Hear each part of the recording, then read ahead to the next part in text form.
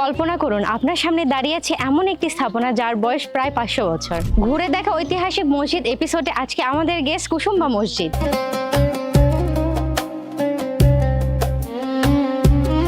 বাংলার মাটিতে এমন কিছু স্থাপনা আছে যেগুলো শুধু ইট পাথরের গাঁথুনি নয়, সেগুলো সময়ের বুক চিরে দাঁড়িয়ে থাকা ইতিহাস।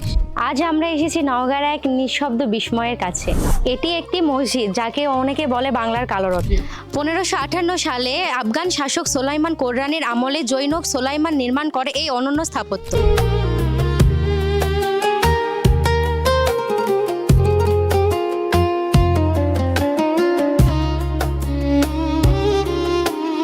অবাক করা বিষয় হলো বাংলার অধিকাংশ মসজিদ যেখানে ইট দিয়ে তৈরি, সেখানে কুসুম্বা মসজিদের সৌন্দর্য গড়ে উঠেছে কালো পাথরের নিখুঁত কারুকাজে। প্রতিটি দেওয়ালে যেন লুকিয়ে আছে 5 শতাব্দী আগে শিল্পীদের স্পর্শ।